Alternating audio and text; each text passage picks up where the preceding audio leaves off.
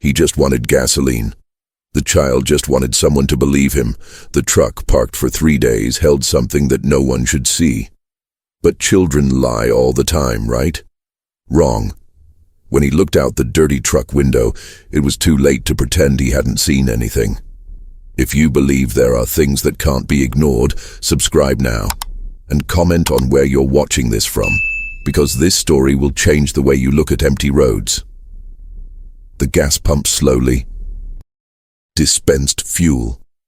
Edge Rider held the hose with one hand, his helmet hanging from the Harley's handlebars. The gas station was one of those forgotten by Interstate 40, with faded signs and a convenience store that looked abandoned for years. The hot Nevada wind carried dust and the smell of melting asphalt. He was tired. 3 days on the road. No real destination. Just movement. That's when he felt it. It wasn't sound. It wasn't touch. It was presence. He turned his head slowly and saw the boy. No more than 8 years old, too thin, dirty t-shirt, sneakers without laces, sunken eyes as if he hadn't slept in weeks. He was standing 3 meters away, his hands shoved into the torn pockets of his shorts. Just staring. Just staring. Edge said nothing. Children always showed up at gas stations, asking for change, selling stale candy, running from something. He'd seen it before, but that boy didn't ask for anything. He only whispered, "That truck over there. It's been here for 3 days." The voice was hoarse, low, as if afraid someone would hear. Edge followed the boy's bony finger. In the corner of the parking lot, leaning against the barbed wire fence, was an old truck, white, dirty, no license plate on the front, engine off, no movement. "So what?" Edge asked, more out of reflex than genuine interest. The boy took a step back, his dark eyes fixed on his. "I heard a knock." Edge turned off the pump. The click of the metal seemed too loud in the desert silence. He hung. The hose slowly, his grease-stained fingers still gripping it. He looked at the truck again. Nothing. Curtains drawn in the cab, rear doors locked, tires flat from being parked for so long. Hit how? From the inside. The boy didn't wait for an answer. He turned and ran. He disappeared behind the convenience store, the soles of his sneakers slapping quickly on the cracked cement floor. Edge stood still. Gasoline dripped from the gas cap. The wind pushed empty cans across the asphalt. He should leave. He should start the motorcycle, keep going. It wasn't his problem. It never was. But his eyes returned to the truck, and this time he saw it. The back door, it had scratches, recent ones, like fingernails, like desperate fingers trying to get out. And on the bumper, almost invisible in the dust, a tiny child's hand drawn with a finger. He didn't know it yet, but that hand in the dust was the beginning of something that would destroy everything. Edge walked slowly to the truck. Each step felt heavier than the last. Dust rose around his black leather boots. The sun beat down on the back of his neck. He didn't look around. He didn't check if anyone was watching. He just went. When he got close, he stopped. The truck was even worse up close. The peeling white paint revealed rust underneath. The cab window was covered in a thick layer of grime. But this wasn't normal neglect. It was deliberate, as if someone wanted to keep everyone from looking inside. Edge placed his hand on the hood. Cold. The engine had been off for hours, maybe days, but the metal underneath was far too hot for how long it had been sitting there. Someone had started that engine recently. Someone had driven it there and parked it on purpose. He walked around, slowly, observing.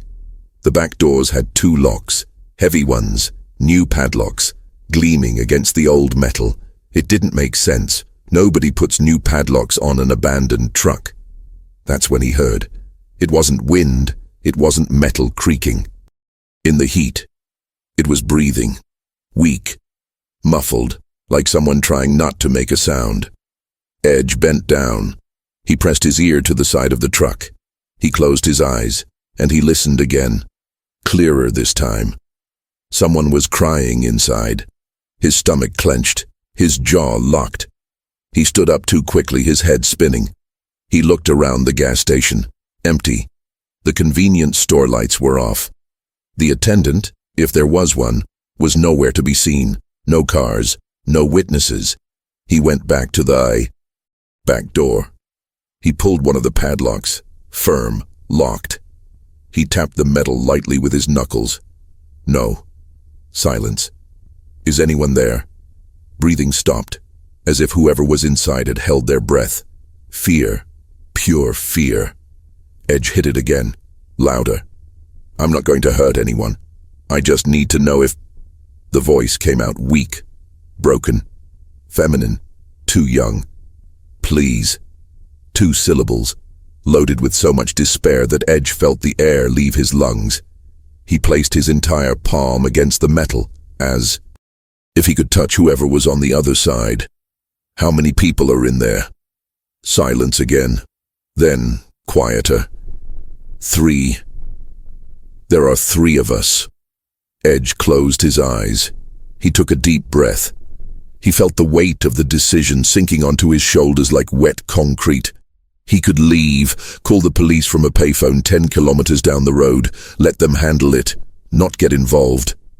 But that voice, that word, please. He knew that sound. He'd heard it before, in other lives, on other roads. And every time he ignored it, he carried the guilt like a scar that never healed. Not this time. But what he didn't know was that opening that door meant entering a war he could never win alone. Edge was 9 years old when he saw his mother being dragged by her hair through the kitchen. His stepfather was big, hands like shovels, a voice that made the walls tremble. He hid under the bed, his hands covering his ears, but he could never block out the screams. She never left. He never asked for help. He never called the police. And one winter night when Edge was 14, she simply stopped waking up. Overdose, they said. Accident, they wrote on the paper.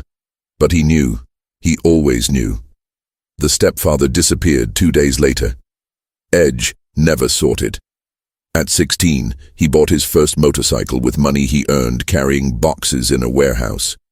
He left home before sunrise and never returned. The road became his home. The roar of the engine became therapy.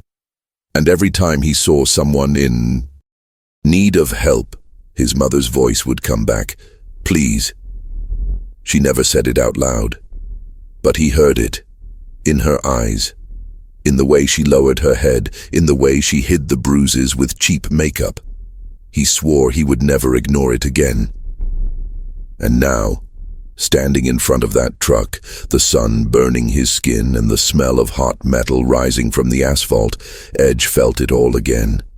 The fear, the anger, the helplessness. But this time he was no longer a boy under the bed.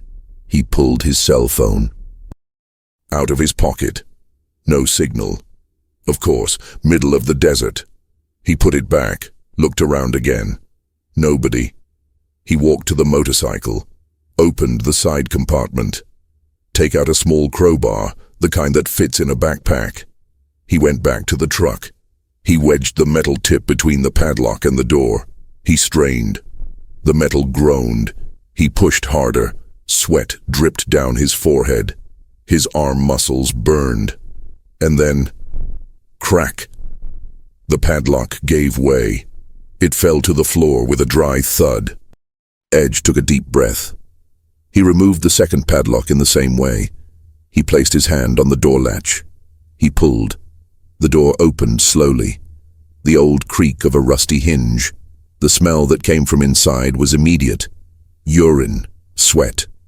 Fear condensed in hot, stuffy air, and there they were, huddled in the corner.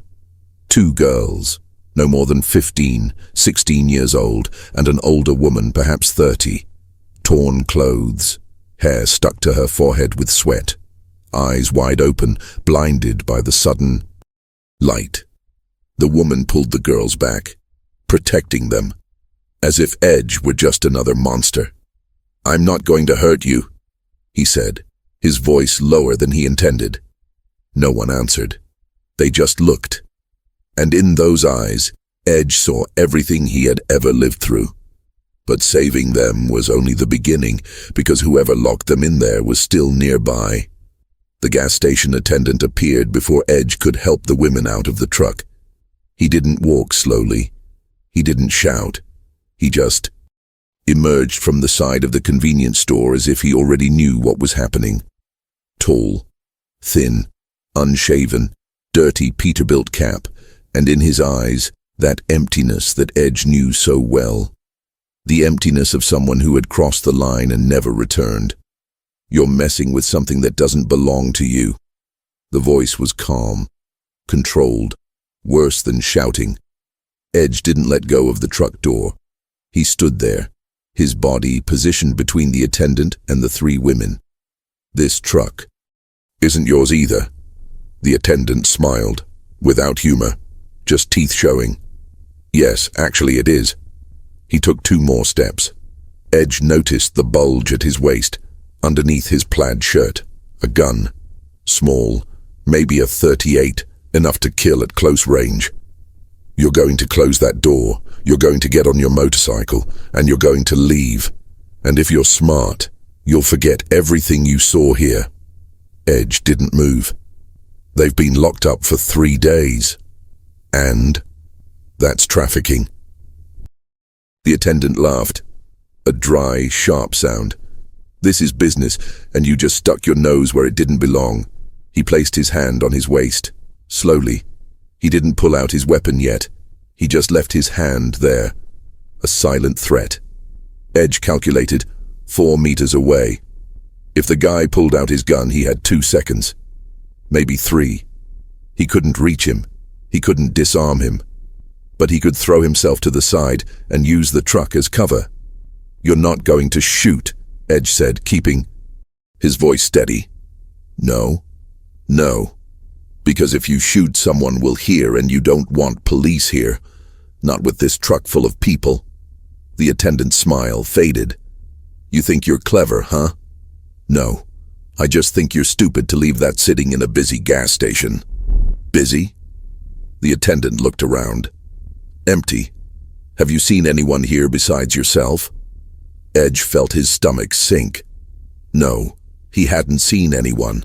Not a single car passing on the road. It was intentional. That gas station was the perfect place. Isolated. No witnesses. Just a roadside stop in a much larger scheme. The attendant took another step. "You have 10 seconds to get out of here." "No. No. No." Silence. The wind stopped. The entire desert seemed to hold its breath. And then the attendant pulled out his gun. But before he could point, a sound cut through the air. Engine roar. Low, deep, multiple engines.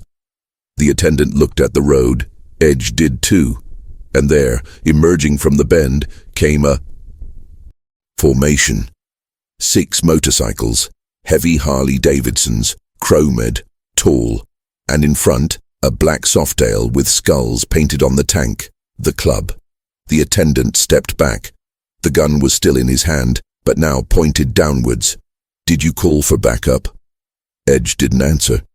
Because he hadn't called, but he knew who they were.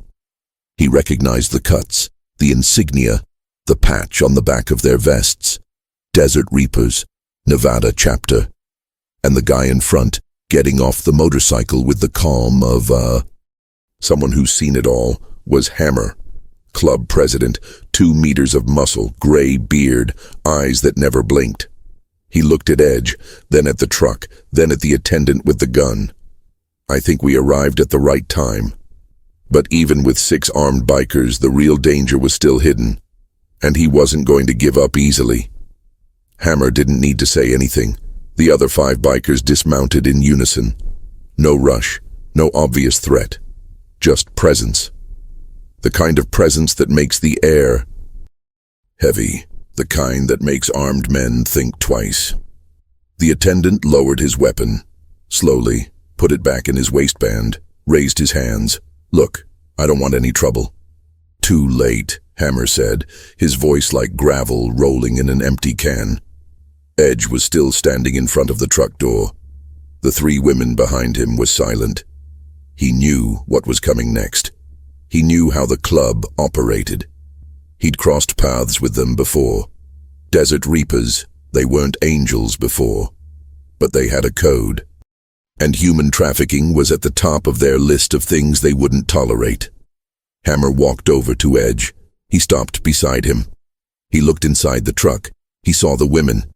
His eyes didn't change, but his jaw clenched. How many? 3, Edge replied. Is there anyone else involved in this? Edge pointed at the attendant with his chin. Only him, for now. Hammer turned to the other bikers. Ace, take these women inside the store, water, food, and call an ambulance. One of the DE bikers, thin and with tattoos stretching up his neck, waved and walked toward the truck. The women stepped back. He raised his hands. No one will hurt you, I promise. The older woman looked at Edge, seeking confirmation. He nodded slowly. She took the 2 girls by the hand and got out of the truck. Her steps were unsteady, her legs weak from days without moving. Ace guided them to the store. Hammer waited until they were out of sight. Then he turned to the clerk. Who pays you? I don't know. What you're thinking? Hammer took a step. The attendant closed his mouth. Who pays you? Silence. Hammer looked at Edge. Do you want to stay for this? And there it was. The question. The test. Edge could leave. He could go now. The women were safe. The police were coming. He did his part. I could get on my motorcycle and disappear down the road before things got any worse. But he looked at the clerk. He saw the arrogance, the certainty that nothing bad would happen to him, that even if he were arrested, he would be out in weeks, that he would return to the same scheme, the same victims, the same truck. And Edge thought of his mother. She thought about her stepfather who never paid. He thought about all the times he ran away because it was easier. I'll stay. Hammer smiled, not with joy, just with recognition. So you're one of us now. Edge didn't respond, because he knew what that meant. It wasn't about cuts. It wasn't about patches. It was about the line you cross. When you decide that some things can't be ignored. When you decide that justice doesn't come from courts. And he had just crossed. But crossing the line meant there was no turning back. And what came next would test everything he thought he knew about right and wrong. The police arrived 20 minutes later, 1 patrol car, 2 officers, one of them old, grey hair, beer belly, the other young, nervous, hand on his holster the whole time. Hammer went to talk to them. Edge stayed leaning against the motorcycle, watching. The attendant was sitting on the ground, his hands behind his back, handcuffed with plastic zip ties. One of the bikers, a guy named Riggs, stood guard, arms crossed, silent. The old policeman heard Hammer. He nodded. He looked at the truck. He looked at the women, now sitting outside the store wrapped in blankets. The ambulance still hadn't arrived. The young policeman went to the clerk. He crouched down. He said something Edge couldn't hear. The clerk answered. Quickly, desperately. The young policeman stood up. He walked over to the old man. They spoke quietly. The old man shook his head. Negative. The young man insisted. He pointed to the truck, to the bikers, to Edge. And then the old policeman walked over to Hammer. You're going to have to come to the police station. Hammer's expression remained unchanged. Because? Invasion of property, assault, illegal detention. We saved 3 people. You broke into a truck that doesn't belong to you. You handcuffed a man. And you're here armed. Hammer took a step. Armed? Where's the weapon? The old policeman didn't answer. He just looked at Riggs, at Ace, at Edge. They all had knives, some visible, but no firearms in sight. You know how it works, the policeman continued. He'll claim you broke in, that he knew nothing about the women, that you planted them there. That's ridiculous. It's the system. Hammer spat on the ground. Edge felt his blood boil. It couldn't be like this. It couldn't end like this. The young policeman returned to the patrol car. He picked up the radio. He spoke quickly. He hung up. He looked at the old man with an expression that Edge couldn't decipher. The old policeman sighed. He put his hand on his belt and said, "Look, I'm going to pretend I didn't see you handcuffing the guy. I'll say he was like that when we arrived. But you have to leave. Now. And what about the women? We'll take care of it. You?" The police officer looked at Hammer. "Really? Eye to eye. I have a daughter. She's 16 years old. If it were her in that truck, I would want someone to do what you did." Hammer nodded, slowly. "But if we leave, what guarantees that he won't disappear?" "You." Simple. One word, but full of promise. Hammer looked at Edge. Edge nodded. There was no choice. Hammer turned to the other bikers. "Let's go." They started walking towards the motorcycles. Edge passed the women. The oldest one looked at him. Her eyes were red, but not from crying, from gratitude. She didn't say anything. She just nodded, slowly. Edge mounted the motorcycle. He started the engine. The roar filled the air. Hammer raised his hand. The signal to start. One by one, the bikers left the gas station. Edge was the last one. He looked in the rearview mirror. He saw the attendant being lifted, placed in the vehicle, and then he saw something else. The boy who had warned him at the beginning. He was on the side of the road, watching. And when their eyes met, the boy raised his hand, just that, one hand, in the air. "Goodbye," or "Thank you," or "Please don't forget." Edge turned the front wheel. He accelerated and disappeared down the road. But in the rearview mirror, the position looked smaller, and he knew it. "I knew the clerk wouldn't get arrested. I knew someone bigger was behind it. I knew it wasn't over. It had only just begun. And the revenge of those who controlled the truck would come sooner than he imagined." They met at a bar, 20 kilometers down the road. A forgotten place. No sign. No name. Just a low wooden building with motorcycles lined up in front and a red neon light flashing in the window. Inside, the air was thick. Cigarette smoke, the smell of spilled beer. Soft music blared from an old jukebox in the corner. Edge was the last to enter. Hammer was already at a table in the back, surrounded by the others. Ace brought a beer without asking. Edge took it. He drank half of it in one gulp. He sat down. No one spoke for a while. They just drank.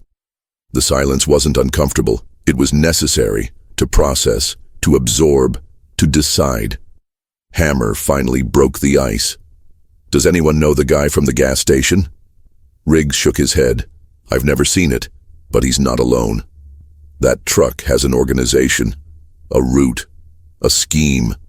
"Human trafficking," said another biker, a guy named Brick. His voice was hoarse, like someone who'd smoked his whole life. "Probably taking them to the border. Mexico. Or California. There's a market in both places." Edge squeezed the bottle. The glass was hot in his hand. "Did the women say anything?" Ace denied it. They didn't want to talk. They were in shock. But one of them, the youngest, "She showed me this." He placed a crumpled piece of paper on the table. Edge picked it up. It was a photo. Small, a cell phone printout. It showed a girl, no more than 12 years old, black hair, big eyes, smiling. "Who is it?" "Her sister. She was captured 2 months ago. They were looking for her." The air at the table grew heavier. Hammer picked up the photo. He looked at it for a long time. Then he put it in his vest pocket. "We need information." "On? Who's in charge here? Who's the boss? And how do we achieve that?" Hammer smiled, humorlessly. We'll ask the attendant. 3 hours later, the officer was no longer at the police station. He had been released. No bail, no formal charges, just freed. The young police officer, the same one who had arrived at the station, made an anonymous call to the club. You were right. Someone important is protecting him. Who? I don't know, but he left through the back door, and someone was waiting. A black pickup truck, no license plate. Direction? Norte, Interstate. Hammer hung up. He looked at the others. He'll be back. Get the truck, clean up the scene. And we'll be there when he gets back, Edge said. It wasn't a question, it was a statement. Hammer nodded. But we're not just going to wait. We're going to follow him. And then what? We'll find out where the girl from the photo is later. Edge looked around the table. 6 men, 6 bikers, 6 guys who owed nothing to anyone, who could leave, go back to their lives, forget. But none of them moved, because everyone had already crossed the line. Everyone had already seen things that couldn't be ignored, and everyone knew that if they did nothing, that girl would die, unless she was already dead. Hammer picked up the bottle. So we don't tell anyone. The others stood up. Edge did too, and they drank, all. But following the attendant meant entering the territory of the real boss, and there, the rules were different, and nobody left alive without permission. The attendant returned to the station 4 hours after midnight. The black pickup truck stopped away from the lights. He got out, alone. He walked to the truck as if nothing had happened. He opened the cab. He took something out, a bag, small, black. Edge watched from afar, lying on the ground, old binoculars in hand, Hammer beside him, the others scattered, surrounding, invisible. The clerk went to the store. He unlocked it. He went inside. The lights didn't turn on. He used a flashlight, searching, behind the counter, under the shelves, nervous. What is he looking for? Edge whispered. Proof, Hammer replied. Something he forgot. 5 minutes later, the clerk came out. His bag was now fuller. He locked the store. He went back to his truck. But before getting in, he looked around. He stopped, as if he sensed something. Edge held his breath. The attendant looked directly at where he was. For 3 interminable seconds, Edge was certain he'd been seen. But then the attendant got into the truck, started the engine, and drove off. Hammer spoke on the radio, quietly. Follow him. Safe distance. No lights. The motorcycle started up, far away. The roar muffled by the distance and the wind. They continued on, 2 kilometers behind, only. Distant headlights on the empty road. The pickup truck drove along the interstate for 40 minutes. Then it turned off. Dirt road, no signs, no lighting, just desert. And at the end of the road, a low building, a shed, corrugated metal, dim lights in the windows. The pickup truck stopped. The attendant got out. He knocked on the warehouse door 3 times. Pause. Twice. The door opened. Edge and the others stopped their motorcycles 500 meters away, hidden behind a mound of earth. Hammer used his binoculars. How many? 3? No. 4. Armed. What kind of weapon? Rifle. Maybe an AR-15 and pistols. Edge felt his stomach clench. This wasn't about an attendant anymore. This was an operation. Organized. Professional. We need reinforcements, Riggs said. There's no time, Hammer replied. If we wait, they'll move the victims, or worse. So shall we go in? Hammer looked at Edge, then at the others. We'll go in, but not through the gates. We'll surround them. Ace, you and Brick will go to the left. Riggs and Decker to the right. Edge and I will go in front. What if there are more people inside? So we improvise. It wasn't a plan. It was suicide. But nobody backed down. They parted ways, silent, trained. Edge followed Hammer, crawling across the earth, every movement measured, every breath controlled. They were within 10 meters of the shed. Hammer pointed to a side window, broken, covered with cardboard. Edge nodded. They went over there. Slowly, Hammer took out the cardboard. He looked inside. Edge looked over his shoulder, and what he saw made his blood run cold. Cages, 6, made of metal, and inside them, people, women, children, some sleeping, others awake, empty eyes, hopeless, and in the corner, tied to a chair, was the girl from the photo. But entering that warehouse meant starting a war that no one could win, and the true owner of that operation was arriving. They waited. 5 minutes, 10. Hammer on the radio. Coordinating, Ace and Brick in position, Riggs and Decker ready. Edge felt the sweat trickle down his back. His breath was short. His heart was pounding too hard. And then, headlights. A car. A black SUV. New. Tinted windows. It stopped in front of the warehouse. The door opened. And a man came down from it. Expensive suit. Shoes gleaming even with the dust. Hair combed back. No weapon in sight. But he didn't need one. The way the others bowed as he passed said it all. That was the boss. Hammer whispered into the radio. Change of plan. We'll wait for him to go inside. Then we'll lock the door. Nobody leaves. And the victims? We'll take it off later. Edge didn't like it, but he had no choice. The man in the suit entered the shed. The door closed. Hammer counted to 3. He gave the signal. They moved, quick, silent. Ace and Brick put a chain on the back door. They locked it. Riggs and Decker did the same on the side. Hammer and Edge went to the front. But when they arrived, the door opened, and the man in the suit was there, alone, smiling. I was waiting for you. Edge didn't think, he just acted. He threw himself forward, but the man was faster. Something flashed in his hand, a taser. The electric shock coursed through Edge's body like 1,000 needles of fire. He fell, the world spinning, going dark. He heard Hammer scream. He heard gunshots. He heard engines, and then nothing. When he woke up, he was tied up, hands behind his back, feet together, inside the shed, cages all around, the victims staring, silent.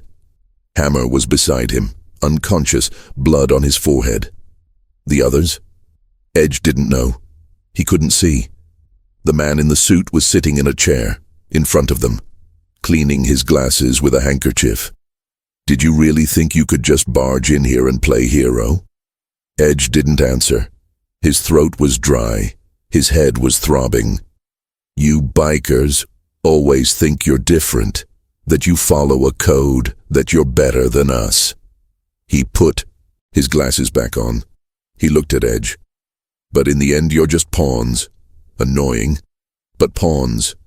Where are the others? Edge managed to say. The man smiled. Running. If they're lucky, they'll make it to the road. Edge felt his chest sink. They had failed. Completely. The man stood up. He walked over to the girl in the chair, the one in the photo. He placed his hand on her shoulder. She shuddered. This one is worth a lot of money. It already has a buyer, and you almost ruined everything. You won't get away with this. No. The man laughed. Look around you, you're tied up. Your friends ran away, and nobody knows you're here. He was right, and Edge knew it. They had failed. And when all seemed lost, when the darkness was complete, a distant sound brought a last spark of hope. The sound started low, almost imperceptible, but it grew. The roar of engines. Many engines. The man in the suit stopped. He turned his head. The guards looked out the windows. And then, the warehouse was flooded with light. Headlights, dozens of them, surrounding it. The man ran to the window. He looked, and for the first time, Edge saw fear in his eyes. Outside, there weren't 6 motorcycles. There were 30, maybe more, a complete lineup. All the chapters of desert reapers from Nevada, Arizona, and California, called by Riggs and Decker before they fled.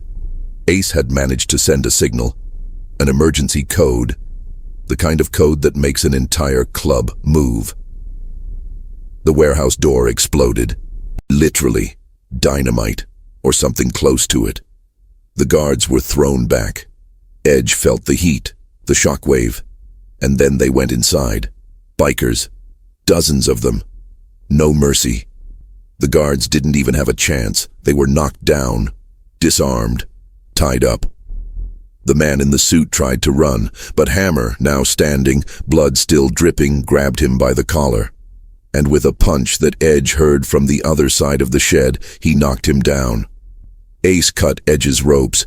He stood up, staggering, but alive. The victims? We're getting them out. Ambulances are on their way. Edge walked up to the girl. He cut her ropes.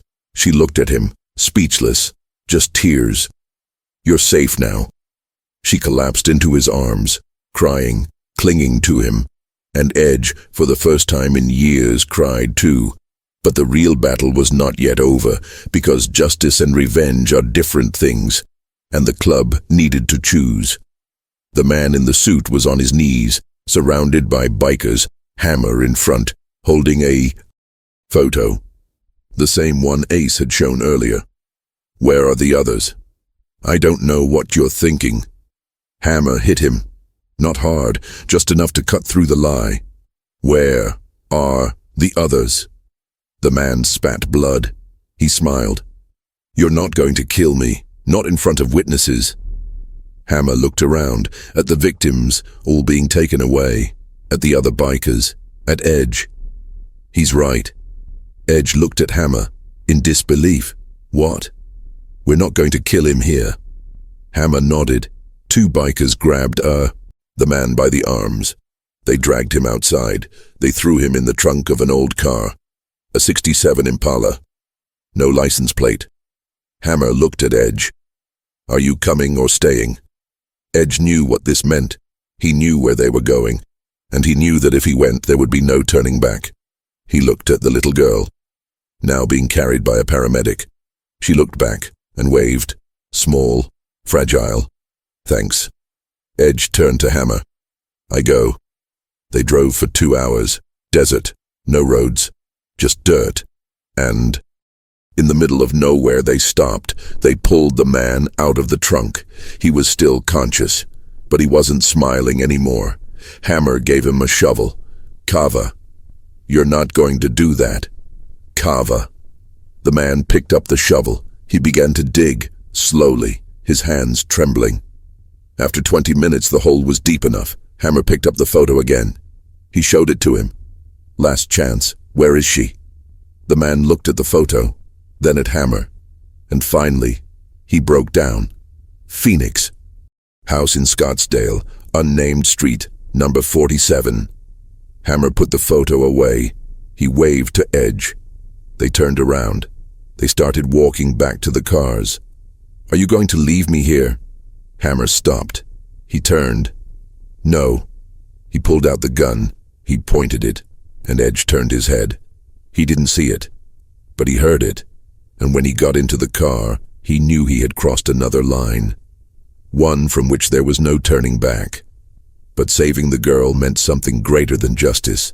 It meant redemption. And Edge was about to discover its true price. They found the house. Scottsdale, wealthy suburb, quiet street, well-kept trees, and at number 47 a mansion, large, white, perfect. No one would expect that hell lived within that perfection. The club surrounded them, silent, professional. Hammer and Edge went in through the front door, without knocking, without warning. They just walked in. Inside it was empty, almost.